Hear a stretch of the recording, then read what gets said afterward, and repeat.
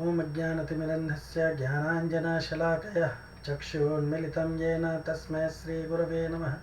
श्रीचैतन्यमनोभीष्टं स्थापितं येन भूतले स्वयं रूपः कदा मह्यं ददाति स्वपदान्तिकं।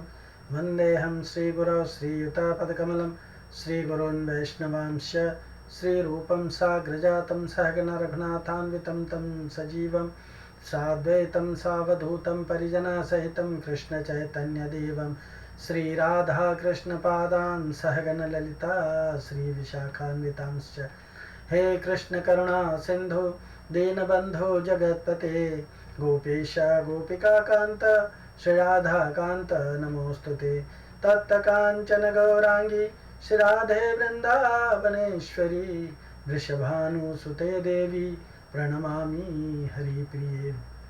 वाञ्छाकल्पतरुभ्यश्च कृपा सिन्धुभ्यैव च पतितानां पावनेभ्यो वैष्णवेभ्यो नमो नमः।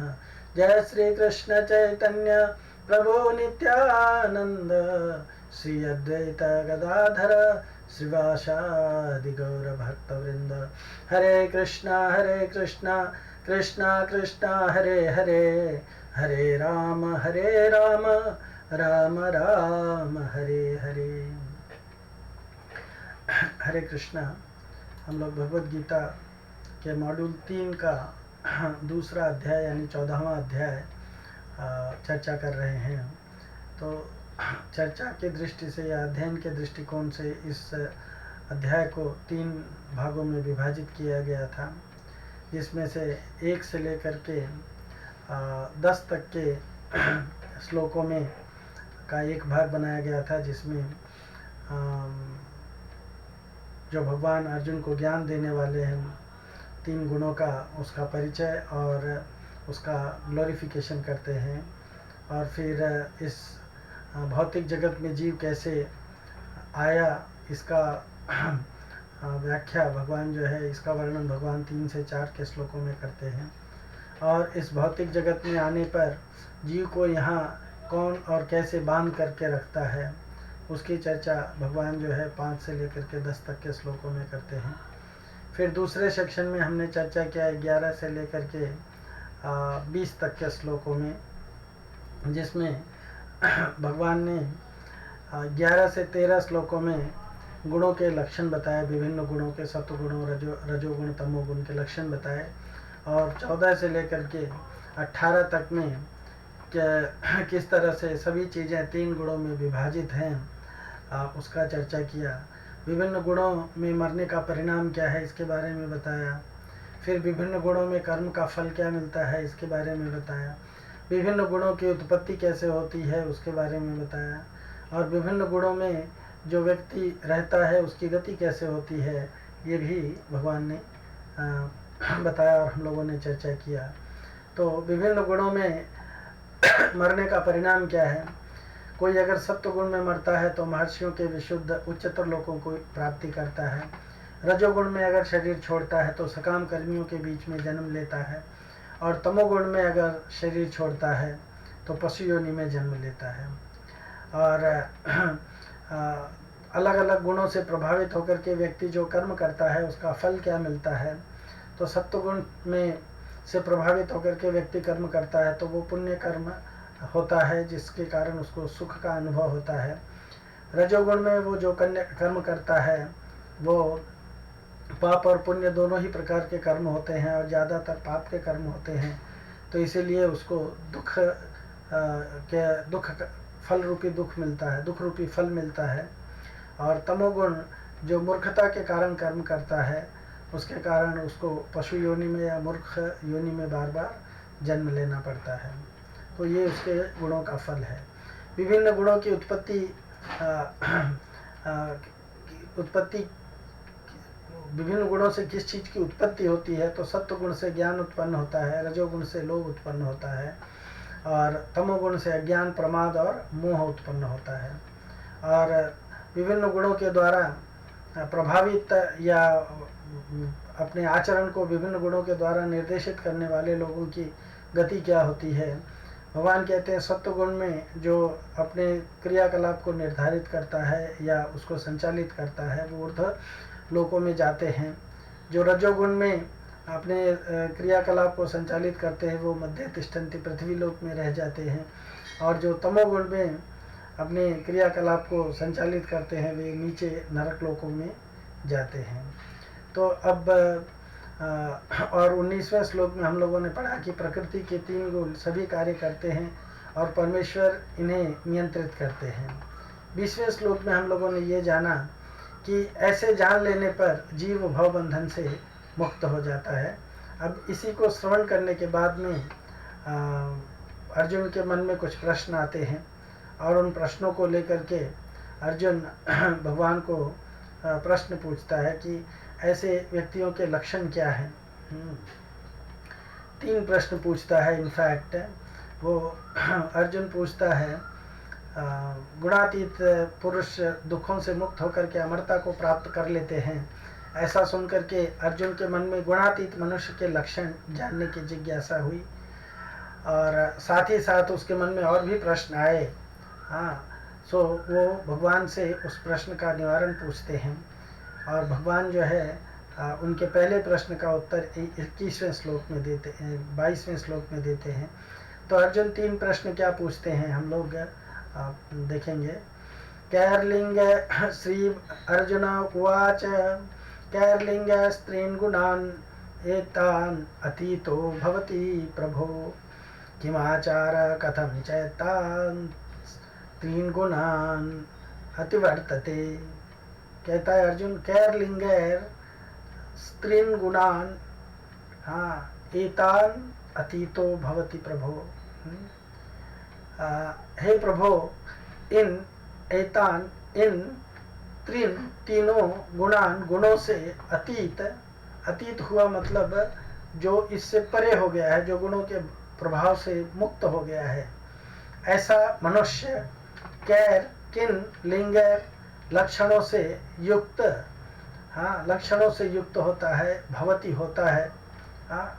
तो पहला प्रश्न है कि जो व्यक्ति 3 गुणों के प्रभाव से मुक्त हो चुका है उसके लक्षण क्या होते हैं।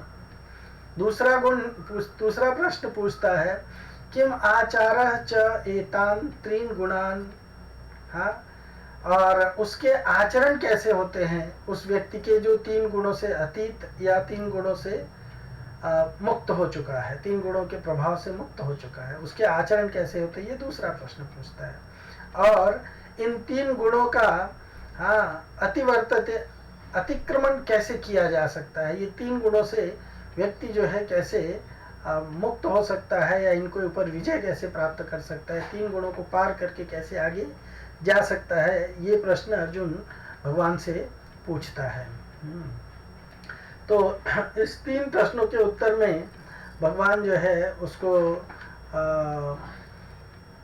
22वें श्लोक में भगवान जो है अर्जुन के पहले प्रश्न का उत्तर देते हैं। 22वें और 23वें श्लोक में भगवान इन 2 श्लोकों में जो मनुष्य गुणों से अतीत हो चुके हैं या गुणों को लांघ चुके हैं ऐसे मनुष्यों के लक्षणों का वर्णन करते हैं। श्री भगवान उवाच प्रकाशं च प्रवृत्तिं च मोहम् एव च पांडव न द्वेष्टि संप्रवृत्तानि न निवृत्तानि कांक्षति। भगवान कहते हैं हे पांडव, हे अर्जुन, भगवान कहते हैं हे अर्जुन,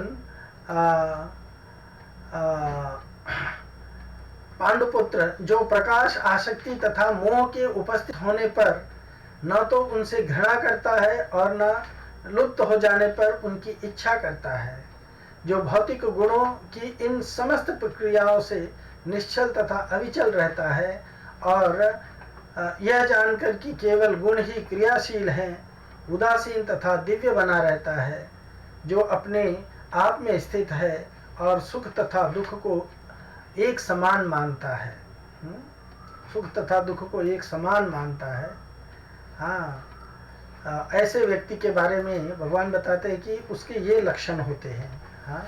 तो इस श्लोक में भगवान कहते हैं प्रकाशम च, हे पांडव, प्रकाश और प्रवृत्ति तथा मोह ये सभी अच्छी तरह से प्रवृत्त हो जाएं तो भी गुणातीत मनुष्य इनसे द्वेष नहीं करता, और ये सभी निवृत्त हो जाएं तो इनकी इच्छा भी नहीं करता।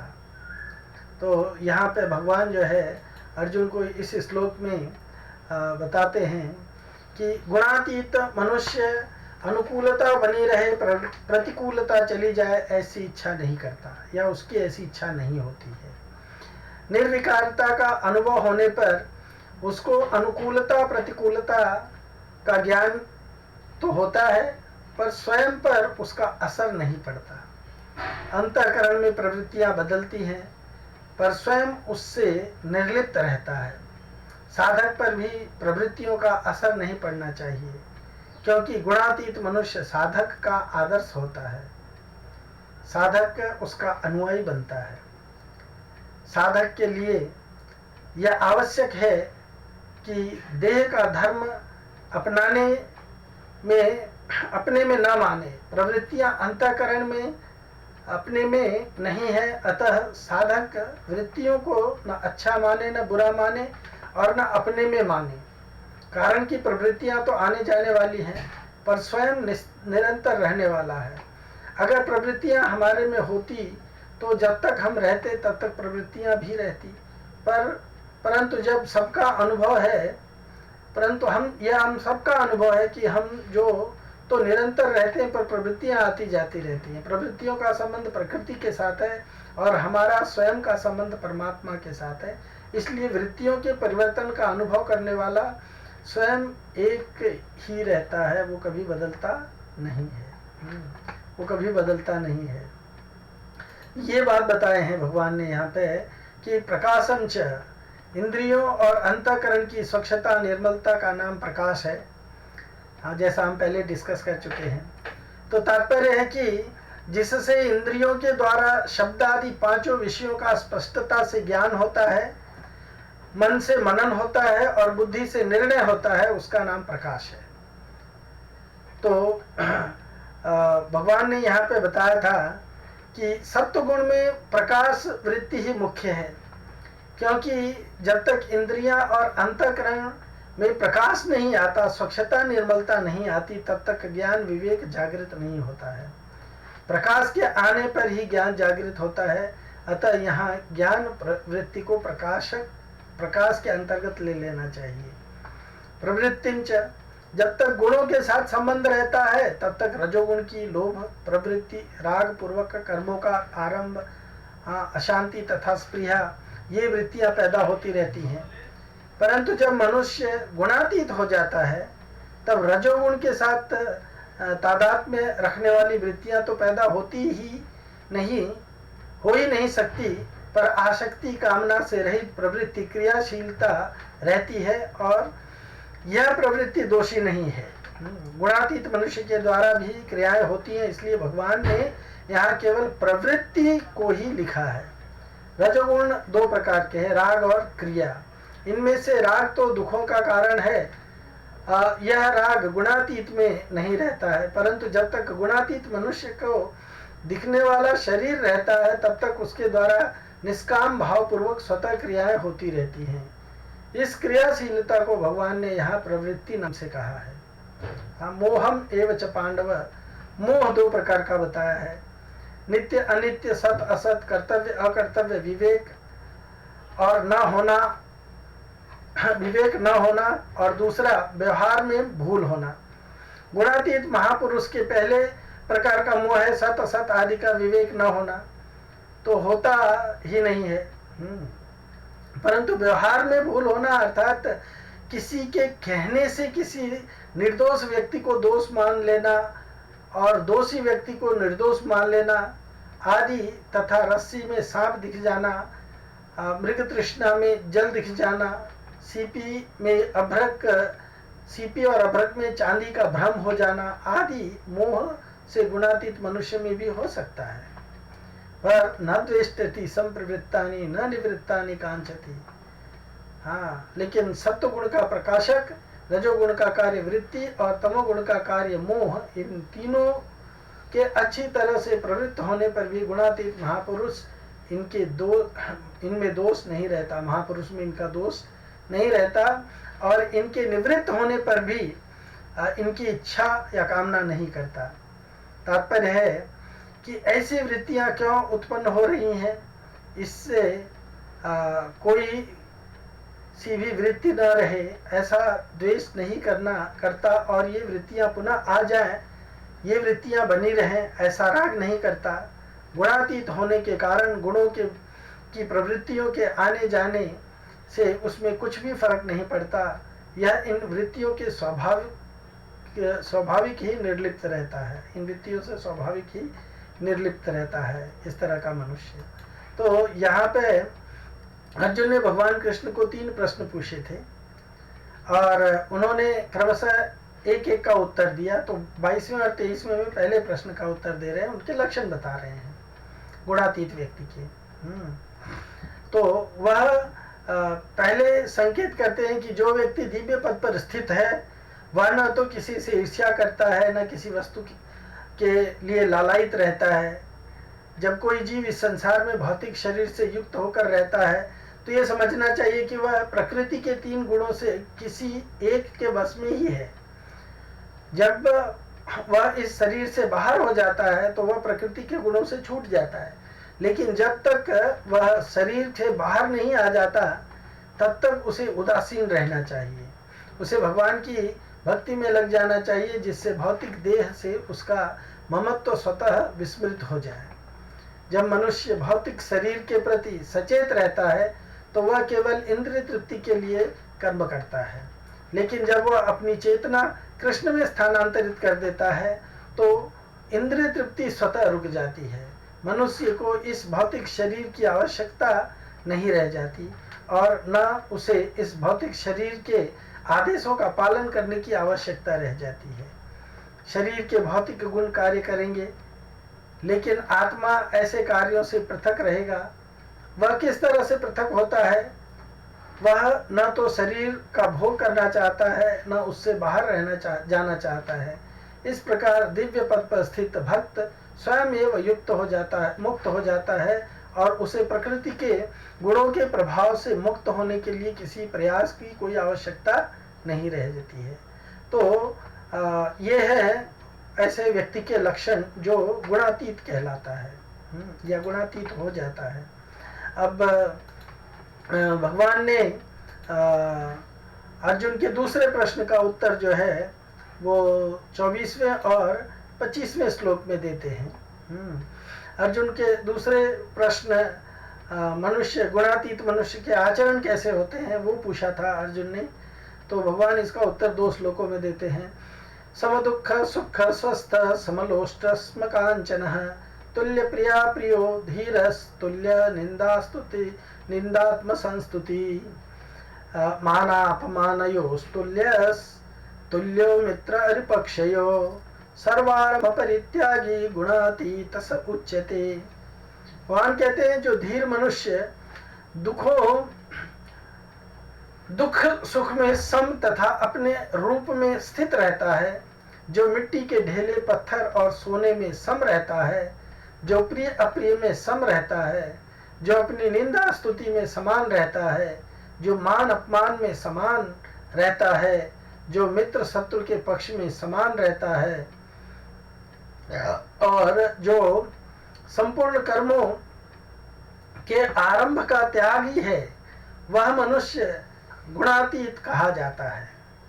तो यहाँ पे भगवान जो है धीर समदुःख सुख नित्य अनित्य सार असार आदि के तत्व को जान करके स्वतः सिद्ध रूप में स्थित होने वाले गुणातीत मनुष्य धैर्यवान कहलाता है, और उसके आचरण इस तरह के होते हैं जैसा यहाँ पे भगवान ने बताया है कि वो व्यक्ति जो है सुख दुख में समान रहता है, सुख दुख में समान रहता है, अपने रूप में स्थित रहता है, स्वस्थित रहता है, वो अपने स्वरूप में स्थित रहता है। और समलोष्ट अस्म कांचन, और लोष्ट माने होता है मिट्टी का ढेला, पत्थर, अस्म मतलब पत्थर, और कांचन मतलब सोना। तो मिट्टी के ढेले, पत्थर और सोने में वो समानता देखता है। मतलब जिसका जैसा मूल्य है उस मूल्य के अनुसार उसके साथ में वो बर्ताव करता है। समलोष्टास्मकांच, तुल्य प्रिय अप्रिय, जो चीजें प्रिय है अप्रिय है उनमें वो समान रहता है। धीरस तुल्य निंदा आत्म संस्तुति, और धीर व्यक्ति जो है अपनी निंदा में अपनी संस्तुति में भी समान रहता है। मान अपमानयोस तुल्यस, हाँ मान और अपमान में भी एक समान रहता है। हाँ तुल्यो मित्र अरिपक्षयो, मित्र और शत्रु पक्ष के समान साथ भी समान आचरण करता है। सर्वारंभ परित्यागी गुणातीत स उच्यते, और इस तरह से जो किसी भी कार्य का आरंभ न करने वाला हो ऐसा व्यक्ति गुणातीत हमेशा गुणातीत स उच्यते, उसको गुणातीत कहा जाता है। तो यहाँ पे राग द्वेष आदि विकार न जड़ में रहते हैं न चेतन में रहते हैं, और न ये अंतःकरण के धर्म में बल्कि ये देहाभिमान में रहते हैं। देहाभिमान भी वास्तव में है नहीं, बल्कि अविवेक या अविचार पूर्वक माना हुआ है। तात्पर्य है कि वास्तव में विकार अपने में नहीं है, पर मनुष्य अविवेक के कारण अपने में मान लेता है। वह विकारों के भाव और अभाव का तथा स्वयं के भाव का अनुभव तो करता ही है, पर इस अनुभव को महत्व नहीं देता। अगर वह विवेक विचार पूर्वक अपने में विकारों का अभाव का अनुभव कर ले तो वह उसका भोक्ता या सुखी दुखी नहीं बनेगा। तो यहाँ पे भगवान जो है बताना चाहते हैं, हम लोग एक एक अक्षर के बारे में जानेंगे जरा। यहाँ पे भगवान कहते हैं कि धीर व्यक्ति, तो पूर्व कर्मों के अनुसार आने वाली अनुकूल प्रतिकूल परिस्थितियों का नाम सुख और दुख है। अर्थात प्रारब्ध के अनुसार शरीर इंद्रियां आदि अनुकूल परिस्थितियों को सुख कहते हैं और शरीर इंद्रियों आदि के प्रतिकूल परिस्थितियों को दुख कहते हैं। तो गुणातीत मनुष्य इन दोनों में सम रहता है। तात्पर्य यह है कि सम दुख सुख रूप बाह्य परिस्थितियां उसके कहे जाने वाले अंतःकरण में विकार पैदा नहीं कर सकती हैं, नहीं कर पाती हैं, उसको सुखी दुखी नहीं कर पाती हैं। स्वस्थ स्वरूप में सुख दुख है ही नहीं, स्वरूप से तो सुख दुख प्रकाशित होते हैं। अतः गुणातीत मनुष्य आने जाने वाले सुख दुख का भोक्ता नहीं बनता, बल्कि अपने नित्य निरंतर रहने वाले स्वरूप में ही स्थित रहता है। समलोष्ट अस्मकांचन, उसका मिट्टी के ढेले पत्थर और स्वर्ण में न तो आकर्षण राग होता है और न ही विकर्षण द्वेष होता है, परंतु व्यवहार में वह ढेले को ढेले की जगह रखता है, पत्थर को पत्थर की जगह रखता है और स्वर्ण को स्वर्ण की जगह रखता है, यानी तिजोरी आदि में रखता है। तात्पर्य यह है कि यद्यपि उनकी प्राप्ति या अप्राप्ति में उसको हर्ष शोक नहीं होते, वह सम रहता है, तथापि उनसे व्यवहार तो यथा योग्य ही करता है। ढेले पत्थर और स्वर्ण का ज्ञान न होना समता नहीं कहलाती है। समता वही है कि इन तीनों का ज्ञान होते हुए भी इनमें राग द्वेष न हो। ज्ञान कभी दोषी नहीं होता, विकार ही दोषी होता है। तुल्य प्रिय अप्रिय, क्रियमान कर्मों की सिद्धि असिद्धि में अर्थात उनके तात्कालिक फल की प्राप्ति अप्राप्ति में भी वह समान बना रहता है। तुल्य निंदा आत्म संस्तुति, निंदा और स्तुति में नाम की मुख्यता होती है। गुणातीत मनुष्य का नाम के साथ कोई संबंध नहीं रहता है, अतः कोई निंदा करे तो उसमें उसके चित्त में खिन्नता नहीं होती है और कोई स्तुति करे तो उसके चित्त में प्रसन्नता नहीं होती है। इस प्रकार निंदा करने वाले के प्रति उसका द्वेष नहीं होता और स्तुति करने वाले के प्रति उसका अटैचमेंट नहीं होता है। तो इस तरह से व्यक्ति जो है इनसे बचा रहता है। प्रभुपाद जी कहते हैं कि अगला प्रश्न दिव्य पद पर आसीन व्यक्ति के व्यवहार के संबंध में है। तो प्रभुपाद जी कहते हैं कि भौतिक पद पर स्थित व्यक्ति शरीर को मिलने वाले तथाकथित मान और अपमान से प्रभावित होता है, लेकिन दिव्य पद पर आसीन व्यक्ति कभी ऐसे मिथ्या मान तथा अपमान से प्रभावित नहीं होता है।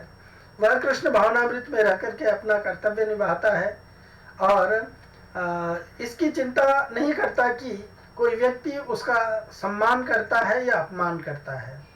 वह उन बातों को स्वीकार कर लेता है जो कृष्ण भावनामृत में उसके कर्तव्य के अनुकूल हैं, अन्यथा उसे किसी भौतिक वस्तु की आवश्यकता नहीं रहती है, चाहे वह पत्थर हो या सोना। वह प्रत्येक व्यक्ति को जो कृष्ण भावनामृत के संपादन में उसकी सहायता करता है अपना मित्र मानता है, और वह अपने तथाकथित शत्रु से भी घृणा नहीं करता। वह समभाव वाला होता है और सारी वस्तुओं को समान धरातल पर देखता है, क्योंकि वह इसे भली भांति जानता है कि उसे इस संसार से कुछ भी लेना देना नहीं है। उसे सामाजिक तथा राजनीतिक विषय तनिक भी प्रभावित नहीं कर पाते, क्योंकि वह क्षणिक उथल पुथल तथा उत्पातों की स्थिति से अवगत रहता है। वह अपने लिए कोई कर्म नहीं करता। कृष्ण के लिए वह कुछ भी कर सकता है, लेकिन अपने लिए वह किसी प्रकार का प्रयास नहीं करता। ऐसे आचरण से मनुष्य वास्तव में दिव्य पद पर स्थित हो सकता है। तो ये प्रभुपाद जी बता रहे हैं कि ऐसे व्यक्ति का आचरण इस तरह का होता है। अब तीसरे श्लोक में तीसरे प्रश्न के उत्तर में भगवान क्या कहते हैं। तीसरे प्रश्न के उत्तर में भगवान अर्जुन से क्या कहते हैं उसके बारे में देखते हैं हम लोग अभी। तो तीसरे प्रश्न के उत्तर में जो अर्जुन ने पूछा था कि गुणातीत होने का तरीका क्या है, व्यक्ति कैसे गुणों से मुक्त हो सकता है, तो भगवान कहते हैं माम चयो अव्यभिचारेण भक्ति योगेन सेवते सगुणान समतीते तान ब्रह्म भूयाय कल्पते। भगवान कहते हैं कि जो मनुष्य व्यभिचार अव्यभिचारी भक्ति योग के द्वारा मेरा सेवन करता है, वह इन गुणों का अतिक्रमण करके ब्रह्म प्राप्ति का पात्र बन जाता है। तो यद्यपि प्रभुपाद जी कहते हैं कि जो समस्त परिस्थितियों में अविचल भाव से पूर्ण भक्ति में प्रवृत्त होता है, वह तुरंत ही प्रकृति के गुणों को लांघ जाता है और इस प्रकार ब्रह्म पद के स्तर तक पहुंच जाता है। तो यहाँ पे ये श्लोक अर्जुन के तीसरे प्रश्न का उत्तर स्वरूप है। प्रश्न था कि दिव्य स्थिति प्राप्त करने का साधन क्या है। जैसा कि पहले बताया जा चुका है, यह भौतिक प्रकृति के गुणों के चमत्कार के अंतर्गत कार्य कर रहा है। भौतिक जगत प्रकृति के गुणों के चमत्कार के अंतर्गत कार्य कर रहा है और मनुष्य को गुणों के कर्मों से विचलित नहीं होना चाहिए। उसे चाहिए कि अपनी चेतना ऐसे कार्यों में न लगाकर उसे कृष्ण के कार्यों में लगाए। कृष्ण कार्य भक्ति योग के नाम से विख्यात है। उसमें सदैव कृष्ण के लिए कार्य करना होता है। उसमें न केवल कृष्ण ही आते हैं अपितु उनके विभिन्न पूर्णांश भी सम्मिलित होते हैं। जैसे राम तथा नारायण, उनके असंख्य अंश हैं। जो कृष्ण के किसी भी रूप या उनके पूर्णांश की सेवा में प्रवृत्त होता है, उस दिव्य पद पर स्थित समझना चाहिए। यह ध्यान देना होगा कि कृष्ण के सारे रूप पूर्णतया दिव्य और सच्चिदानंद स्वरूप हैं। ईश्वर के ऐसे रूप सर्वशक्तिमान तथा सर्वज्ञ होते हैं और उनमें समस्त दिव्य गुण पाए जाते हैं। अतएव यदि कोई कृष्ण या उनके पूर्णांशों की सेवा का दृढ़ संकल्प के साथ प्रवृत्त होता है, तो यद्यपि प्रकृति के गुणों को जीत पाना कठिन है, लेकिन वह उन्हें सरलता से जीत सकता है। इसकी व्याख्या 7वें अध्याय में भी की जा चुकी है। कृष्ण की जो शरण ग्रहण करके तुरंत ही प्रकृति के गुणों को प्रभाव को लांघ जा सकता है। कृष्ण भावनामृत या कृष्ण भक्ति में होने का अर्थ है कृष्ण के साथ समानता प्राप्त करना। भगवान कहते हैं कि उनकी प्रकृति सच्चिदानंद स्वरूप है और सारे जीव परम के अंश हैं, उनके अंश हैं। जिस प्रकार सोने के खान के अंश होते हैं, उसी प्रकार जीव अपनी आध्यात्मिक स्थिति में सोने के समान या कृष्ण के समान ही गुण वाला होता है, किंतु व्यष्टित्व का अंतर बना रहता है। हाँ, इंडिविजुअलिटी का अंतर बना रहता है। अन्यथा भक्ति योग का प्रश्न ही नहीं उठता। भक्ति योग का अर्थ है कि भगवान है, भक्त है, तथा भगवान और भक्त के बीच प्रेम का आदान प्रदान चलता रहता है। अतएव भगवान और भक्त में दो व्यक्तियों का व्यक्तित्व या व्यक्तित्व वर्तमान रहता है। हाँ, इंडिविजुअलिटी मेंटेन्ड रहती है। अन्यथा भक्ति योग का कोई अर्थ नहीं है। यदि कोई भगवान जैसे दिव्य स्तर पर स्थित नहीं है तो उसे भगवान की सेवा नहीं कर सकता। उदाहरण, राजा का निजी सेवक बनने के लिए कुछ योग्यताएं आवश्यक है। इस तरह भगवत सेवा की ये योग्यता है कि ब्रह्म बना जाए और भौतिक कलमश से मुक्त हुआ जाए। वैदिक साहित्य में कहा गया है कि ब्रह्मैव सन ब्रह्मैव पेति। इसका अर्थ है कि गुणात्मक रूप से मनुष्य को ब्रह्म से एकाकार हो जाना चाहिए, लेकिन ब्रह्मत्व पद प्राप्त करने पर मनुष्य व्यष्टि आत्मा के रूप में अपने शाश्वत ब्रह्म स्वरूप को खोता नहीं है। तो इस तरह से प्रभुपाद जी बताते हैं, माम च यो व्यभिचारेण भक्ति योगेन सेवते। अव्यभिचार चारेण पद से दूसरों का आश्रय लेने का निषेध करके भक्ति योगन पद से केवल भगवान का ही आश्रय लेने की बात कही गई है। तो जो व्यक्ति अव्यभिचारी भाव से केवल भक्ति योग से भगवान का ही आश्रय लेगा, सेवते पद से अव्यभिचारी भक्ति योग के द्वारा भगवान का भजन करे। भजन में 9 चीजें आती है, श्रवणम कीर्तनम स्मरणम वंदनम अर्चनम दास्यम साख्यम। तो उनकी उपासना करे, उनके शरण हो जाए, उनके अनुकूल चला जाए। और जब वो इस तरह से करेगा तो सब्रह्म, तो जो व्यक्ति इस तरह से करेगा वो ब्रह्म भूयाय कल्पते गुणैन समतीते तान। अनन्य भाव से केवल भगवान के शरण में जो हो जाता है उसके गुणों का अतिक्रमण करना नहीं पड़ता, प्रत्युत भगवान की कृपा से उसके द्वारा स्वतः गुणों का अतिक्रमण हो जाता है और वह गुणों का अतिक्रमण करके ब्रह्म प्राप्ति का पात्र या अधिकारी हो जाता है।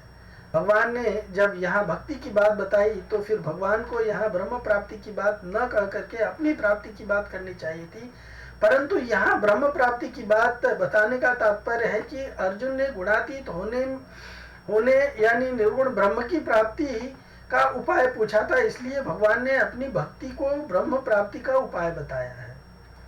दूसरी बात, शास्त्रों में कहा गया है कि भगवान की उपासना करने वालों को ज्ञान की भूमिकाओं की सिद्धि के लिए दूसरा कोई साधन प्रयत्न नहीं करना पड़ता, बल्कि उसके लिए ज्ञान की भूमिकाएं अपने आप सिद्ध हो जाती हैं।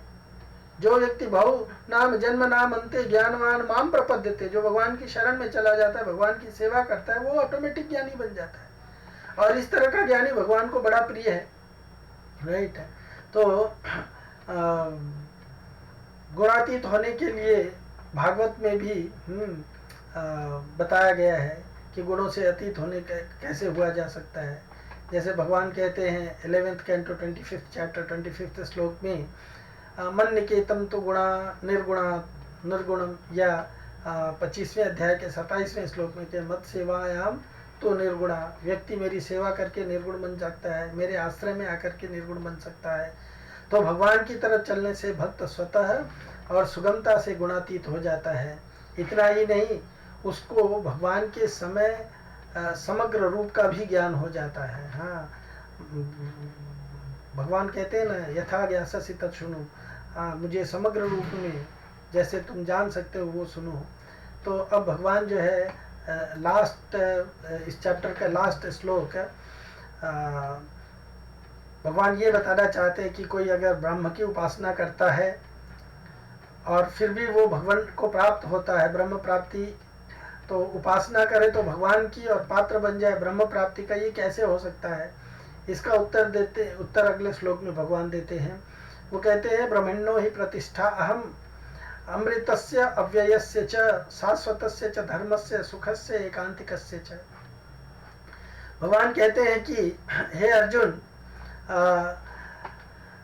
और मैं ही उस निराकार ब्रह्म का आश्रय हूँ जिसको गुणातीत व्यक्ति प्राप्त करता है, जो अमर्त्य अविनाशी तथा शाश्वत है और चरम सुख का स्वाभाविक पद है। तो ब्रह्म का स्वरूप है अमरता, अविनाशिता, शाश्वतता तथा सुख। ब्रह्म तो दिव्य साक्षात्कार शुभारंभ है। परमात्मा इस दिव्य साक्षात्कार की मध्य या द्वितीय अवस्था है और भगवान परम सत्य की चरम साक्षात्कार की अवस्था है। इसलिए परमात्मा तथा निराकार ब्रह्म दोनों ही परम पुरुष के भीतर आते हैं। भीतर आते हैं। भगवान इस अपरा प्रकृति और परा प्रकृति को गर्भस्थ करते हैं और भौतिक प्रकृति के लिए यह आध्यात्मिक स्पर्श है। जब इस प्रकृति द्वारा बद्ध जीव आध्यात्मिक ज्ञान का अनुशीलन करना प्रारंभ करता है तो वह इस भौतिक जगत के पद से ऊपर उठने लगता है और क्रमशः परमेश्वर के ब्रह्म बोध तक ऊपर उठ जाता है। ब्रह्म बोध की प्राप्ति आत्म साक्षात्कार की दिशा में प्रथम अवस्था है। इस अवस्था में ब्रह्म अनुभूत व्यक्ति भौतिक पद को पार कर जाता है, लेकिन वह ब्रह्म साक्षात्कार में पूर्णता प्राप्त नहीं कर पाता है। यदि वह चाहे तो ब्रह्म पद पर बना रह सकता है या धीरे धीरे परमात्मा के साक्षात्कार की ओर और फिर भगवान के साक्षात्कार की ओर अग्रसर हो सकता है उनको प्राप्त करने के लिए। तो वैदिक साहित्य में उसके उदाहरण भरे पड़े हैं। चारों कुमार पहले निराकार ब्रह्म में स्थित थे, लेकिन क्रमशः वे भक्ति के पद तक ऊपर उठ गए। जो व्यक्ति निराकार ब्रह्म पद से ऊपर नहीं उठ पाता उसके नीचे गिरने का डर बना रहता है। हाँ, पतंती अधो। श्रीमद् भागवत में कहा गया है कि भले ही कोई निराकार ब्रह्म की अवस्था को प्राप्त कर ले, किंतु उसके ऊपर उठे बिना तथा परम पुरुष के विषय में सूचना प्राप्त किए बिना उसकी बुद्धि विमल नहीं हो पाती है। अतएव ब्रह्म पद तक उठ जाने के बाद भी वह व्यक्ति भगवान की भक्ति नहीं की जाती तो नीचे गिरने का भय बना रहता है। वैदिक भाषा में यह भी कहा जाता है, रसो वैसह रसोहम ये वायम लब्ध्वा आनंदी भवती। रस के आगार भगवान श्री कृष्ण को जान लेने पर मनुष्य वास्तव में दिव्य आनंदमय हो जाता है। परमेश्वर 6 ऐश्वर्यों से परिपूर्ण है और जब तक निकट पहुंचता है, जब भक्त निकट पहुंचता है तो इन 6 ऐश्वर्यों का आदान प्रदान होता है। राजा का सेवक लगभग राजा के समान ही पद का भोग करता है। इस प्रकार इस शाश्वत सुख, अविनाशी सुख तथा शाश्वत जीवन भक्ति के साथ साथ चलते हैं। अतएव भक्ति में ब्रह्म साक्षात्कार या सात्वतता या अमरता सम्मिलित रहते हैं। भक्ति में प्रवृत्त व्यक्ति में ये पहले से ही प्राप्त रहते हैं। तो जो व्यक्ति भक्ति प्राप्त कर लेगा, और भक्ति प्राप्त करने के लिए कलयुग में बड़ा सरल मार्ग बताया है। भगवान का नाम जपना है। हरे कृष्णा कृष्णा कृष्णा हरे हरे, हरे राम राम राम हरे हरे। तो इस महामंत्र की दिव्य ध्वनि का कीर्तन करें और भगवान तथा उनके भक्तों के आविर्भाव तथा तिरोधान को मनाने वाले दिनों में उपवास करें। ऐसा करने से मनुष्य समस्त भौतिक गतिविधियों से विरक्त हो जाएगा। इस प्रकार जो व्यक्ति अपने को ब्रह्म ज्योति या ब्रह्म बोध के विभिन्न प्रकारों में स्थित कर सकता है वह गुणात्मक रूप से भगवान के तुल्य बन जाता है। और इस तरह से भगवान का श्रीमद् भगवद गीता के 14वें अध्याय जो प्रकृति के 3 गुणों का वर्णन था भगवान का, ये यहाँ तक समाप्त होता है। हम लोग इस डिस्कशन को, इस चर्चा को यहीं पे रोकते हैं। आपका बहुत बहुत धन्यवाद। Hare Krishna. Thank you so much.